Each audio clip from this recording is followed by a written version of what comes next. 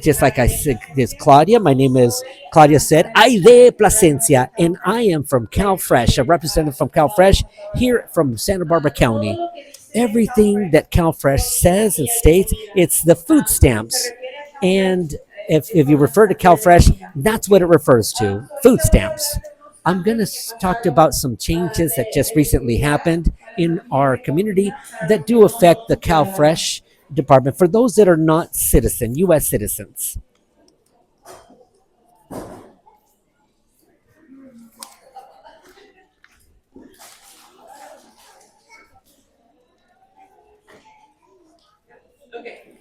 Okay, what has changed?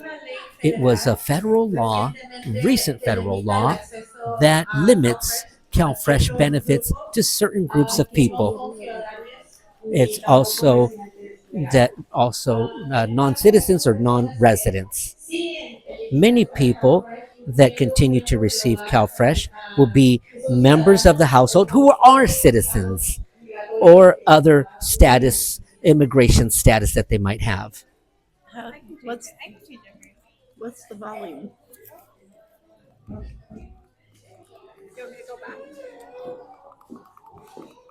I can change the slide for you.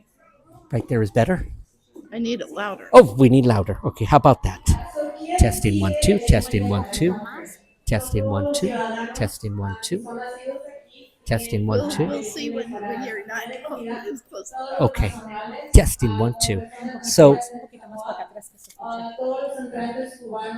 all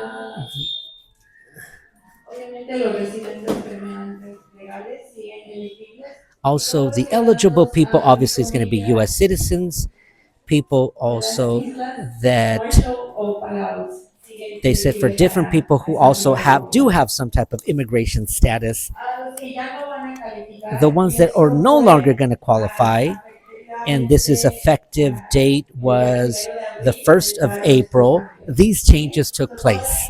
So all the people that did apply from April 1st on or forward, they're no longer going to be eligible. That includes all the people from refugees, people who had some temporary or humanitarian permits that they had open, or also someone who came in with certain conditions or on a conditionary basis. Also, a citizen, the ones that will qualify, victim of a crime or with a special visa, also with a special permit, also a U.S. citizen that's from IT will no longer qualify. All these groups are the ones that no longer will qualify for the food stamps program. If one of these groups actually they're getting receiving food stamps with an open case, that's not going to close until the case comes to renew date.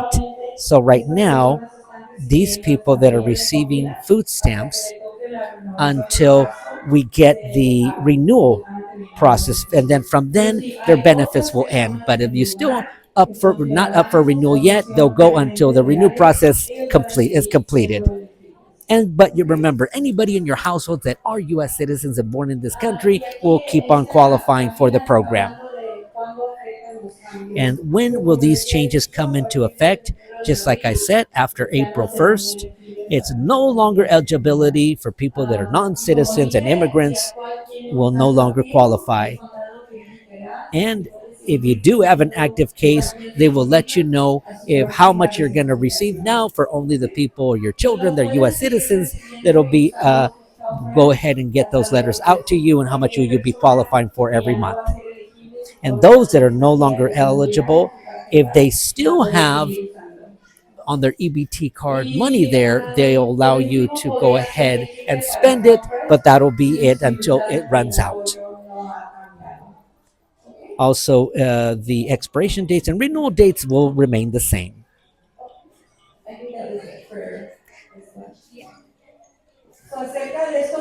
In regards to these changes, do you have any questions? Any questions whatsoever?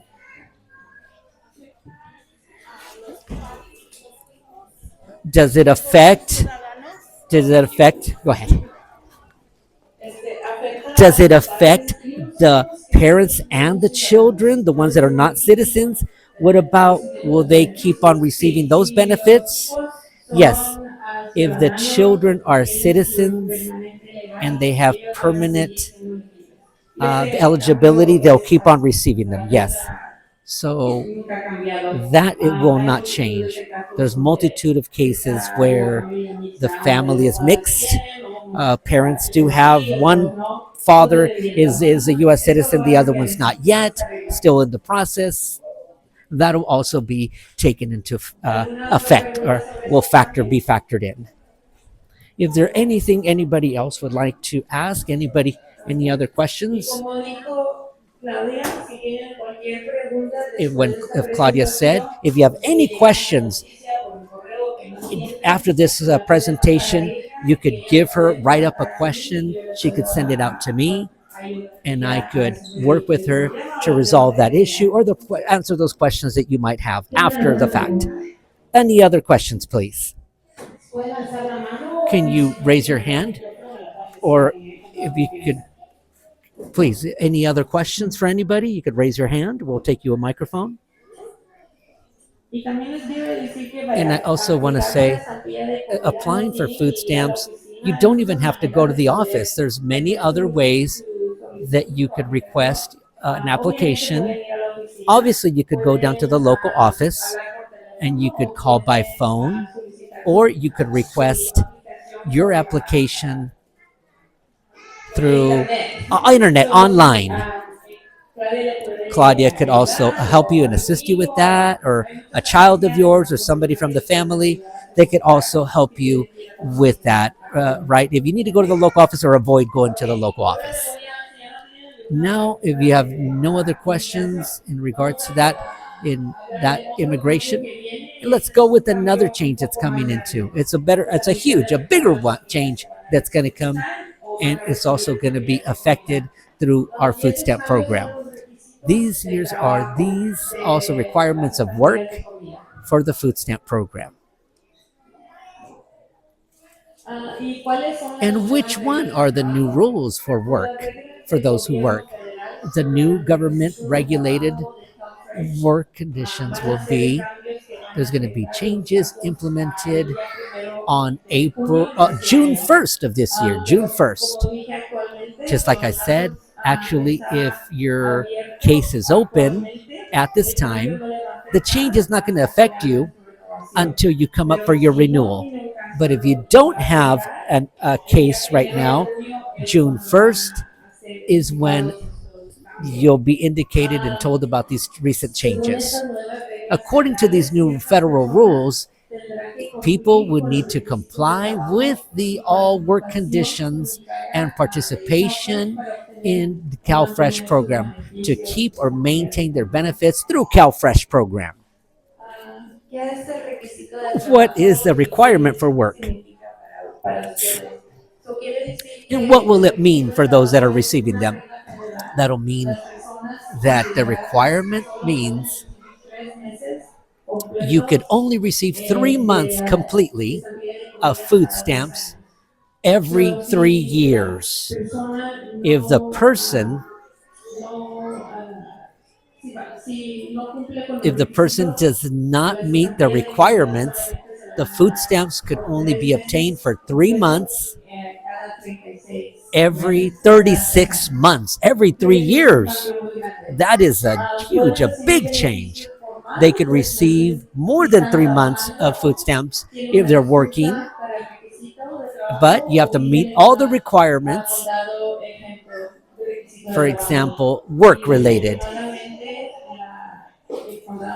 The county of Santa Barbara, it's one of those counties that has to make these changes.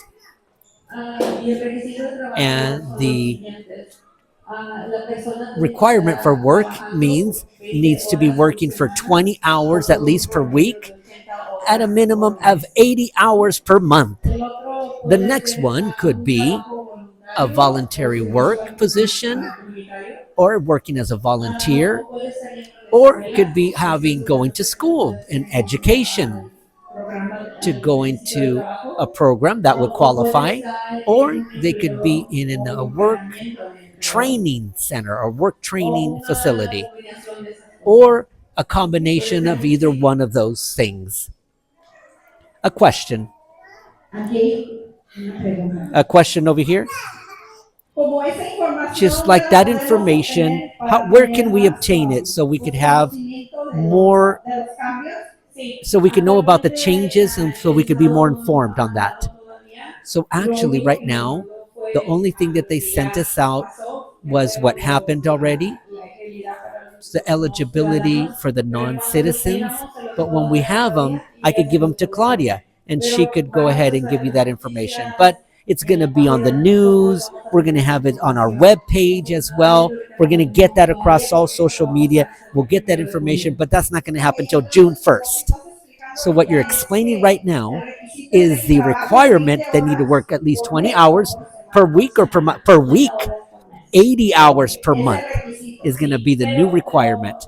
But not all the people. If there's sons that are less than 14 years old in the household, for example, there's two children, if they don't have anybody, that couple, and they don't have any children that are less than 14 years old, then they both have to be working to receive assistance with the minimum requirements. I have a question. Just in case a person doesn't work because of their immigration status, there's a lot of changes coming, right? What's going to happen in that case? If the person cannot work, qualify for food stamps because of their immigration status, if they don't qualify, so the family could continue. The minors in the family, they could qualify. What about the people before with visa U? Well, they were considered residents, but they have a social security card and they could work. Unfortunately, those people are no longer going to qualify. I'm so sorry. They took them out of that as well, the ones with the U visa. So starting April 1st, they took them out as well. Yes, they did. No longer getting anything. Only if they requalified again. And this includes, just like I said, if you have a son that's less than 14 years old, he would automatically qualify. If they have also some type of incapacity or some type of physical impediment to does not allow the person to work, and also like social security, disability, then that they do not need to comply with those work requirements. If you see a person that's hurt or on disability, disabled, then this doesn't is going to affect them. If it's a pregnant woman as well that's pregnant, then again, no, she'll automatically qualify under that. This is the entire presentation that I had for today, and this again will go in effect June 1st.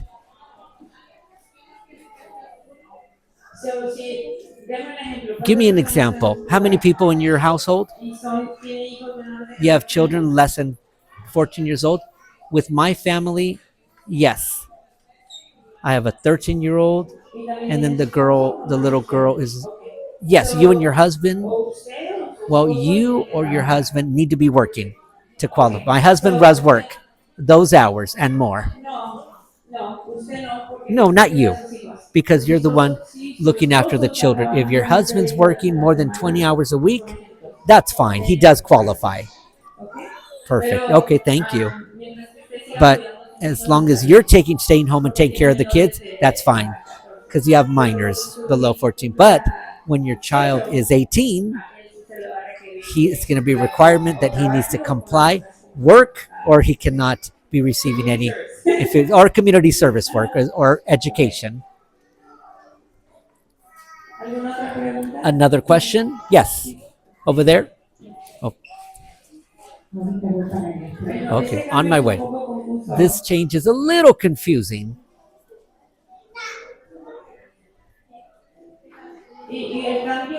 And the change is each individual basis, or one or the other. One day someone takes care of the kids and the other one goes to work. You could switch off. I'm going to give you an example with my family. I have mixed family. I have a boy that's studying, 18 and studying in college. We're not asking for this for him, but just in case, my student, could he ask it by himself? Where does he study? Allen Hancock College. Your son, as long as he lives with you and he's a minor, less than 22 years old, he has to apply through you, not himself. When your son does move to another school and he's by himself, then he could apply by himself without you. So if he transferred over to a university, he could apply? Yes, he can. Now, what wasn't very clear was you said that they only were going to give them 3 months to the students as well? No. Students, the ones that are eligible, they don't have to comply with that. Just like I said with the previous page, if they're studying, then yes, they qualify. So a letter arrived from Medi-Cal. It says that in June, that says that she'll no longer have dentist for Medi-Cal. That's no longer going to cover her dentistry. But unfortunately, that was the letter of Medi-Cal. But if she has a question and you give it to her, and I can help you. We work in the same building as Medi-Cal, but we're a different department. I'm sorry. All right, here's the information. The only thing I know is that Medi-Cal has much more changes than we do. Much more changes than we do. So anything, please ask Miss Claudia, and I could answer all those questions for you guys as well. Another question, please. No?